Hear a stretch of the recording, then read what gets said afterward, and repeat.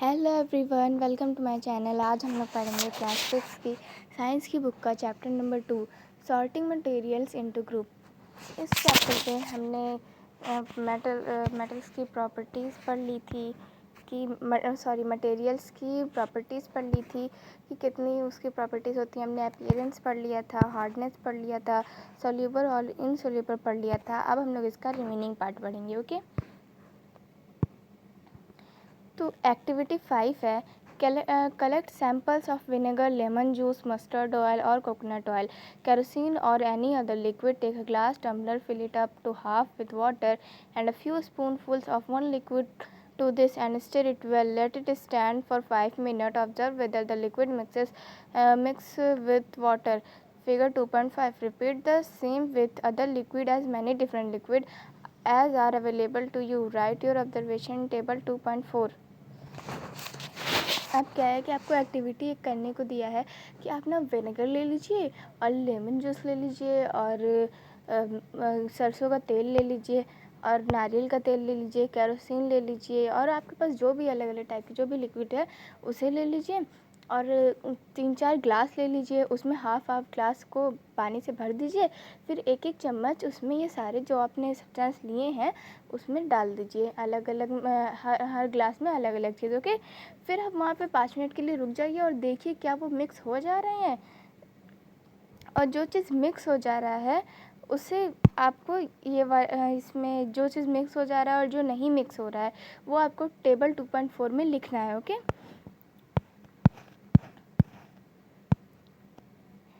देखिए, we notice that some liquid get completely mixed with water, some other do not mix with water and form a separate layer when kept aside for some time.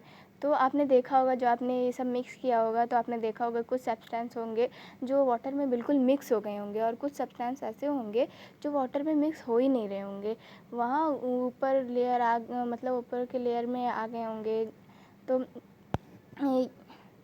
some gases are soluble in water whereas other are not. Water usually has a small quantity of some gases dissolved in it. For example, oxygen gas dissolved in water is very important for the survival of animal and plants that live in water. तो आपने ये भी चीज़ पढ़ा होगा कि जो water में जो गैस भी मिक्स होता है। और आप ये भी जानते होंगे कि वाटर किस चीज़ से मिलकर बनता है? H2O, हाइड्रोजन प्लस ऑक्सीजन से मिलकर बनता है। ओके, तो जो वाटर है उसमें ऑक्सीजन भी होता है, उसमें गैस भी होती है।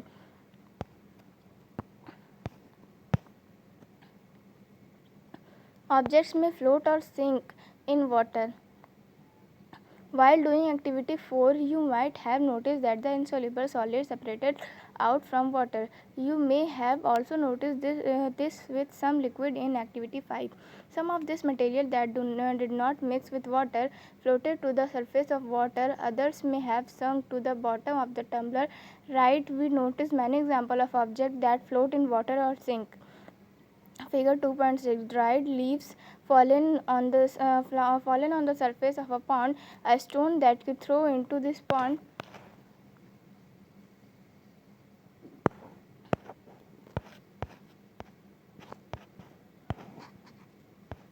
few drop of honey that you let fall into a glass of water. What happened to all of this?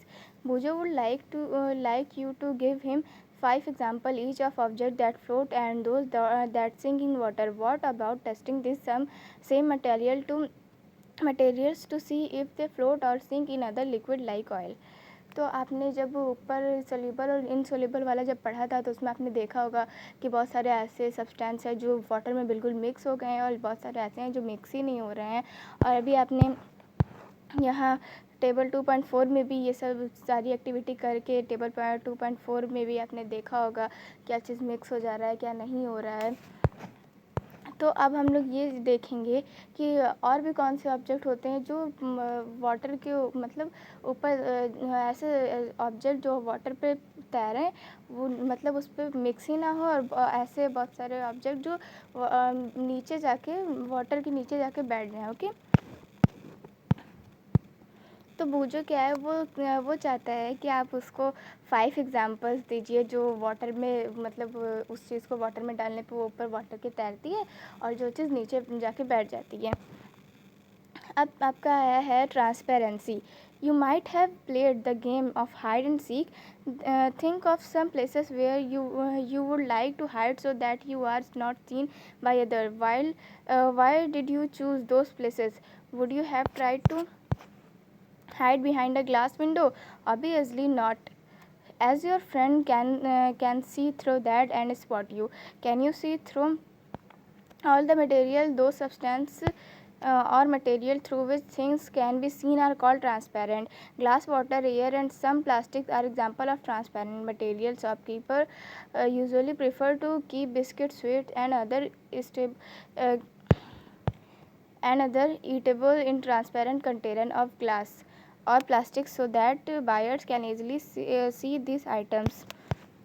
अब ट्रांसपेरेंसी में क्या है कि आप जब हाइड एंड सीक खेलते हैं, छुपा छुपान जब खेलते हैं, तो उसमें आप ऐसी जगह तो नहीं, जैसे आप एक ग्लास के पीछे जाके छुप जाइए जो शीशे का हो, उसमें जाके छुप जाइए तो आपके जो फ्रेंड है वो आपको बिल्कुल देख लेंगे और पकड़ लेंगे।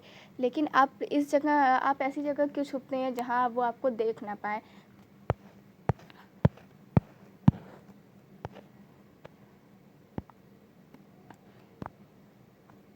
तो आपने ये चीज़ देखा होगा, जब आप दुकान पे जाते हैं तो आपने देखा होगा कि जो शॉपकीपर होते हैं वो कांच के डिब्बे में या फिर प्लास्टिक के डिब्बे में सारे बिस्किट, टॉफ़ी वगैरह रखते हैं, ताकि जो बायर्स हैं, जो ख़रीदने वाले हैं, वो उसे मतलब उसे देख सकें और ख़रीद सकें।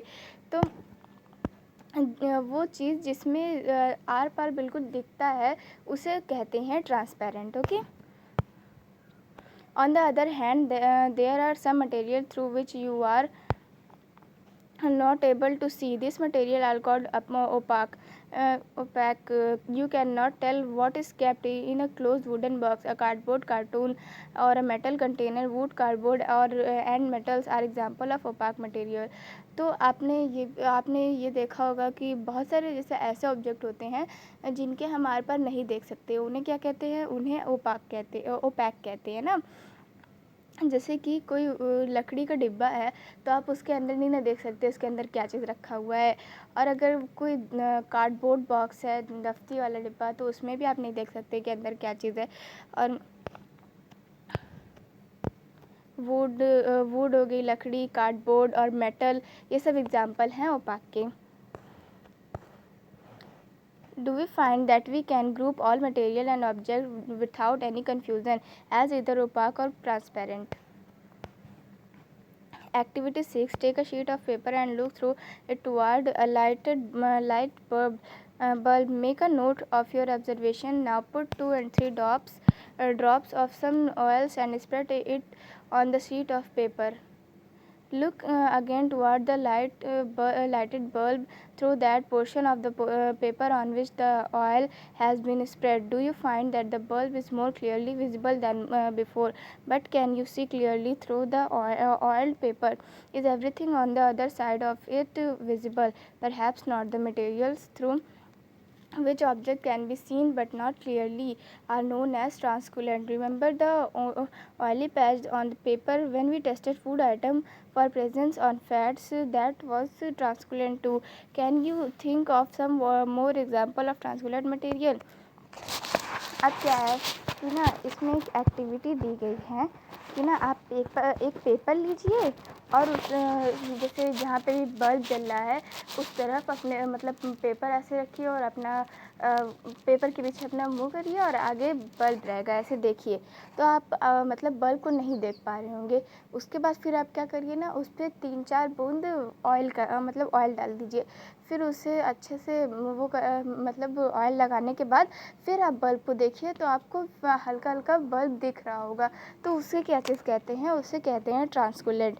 तो आपने फर्स्ट चैप्टर में पढ़ा होगा कि वो पेपर पे मतलब पेपर पे जब ऑयल लगाते हैं तो जब दिखने लग जाता है तो उसे मतलब फ़ैट कहते हैं। तो फ़ैट को जो हमने टेस्ट किया था तो भी हमने यही चीज़ करके देखा था। तो जो फ़ैट होता है वो भी ट्रांसपेरेंट होता है। Okay.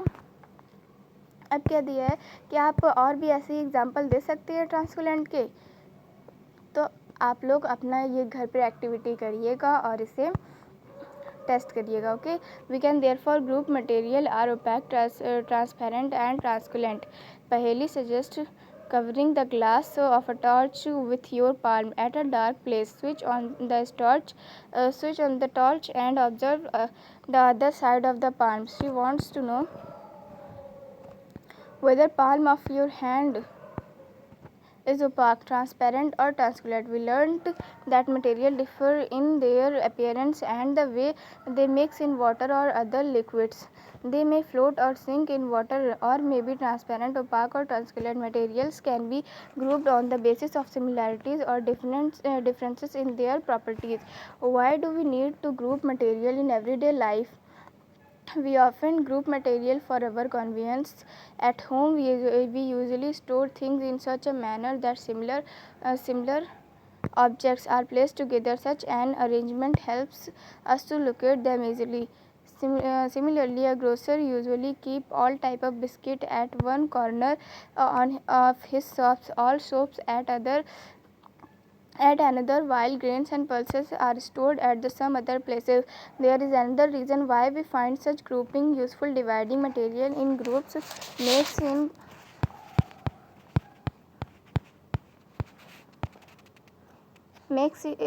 it convenient to study their properties and also observe any patterns in these properties. We will study more about this in higher classes.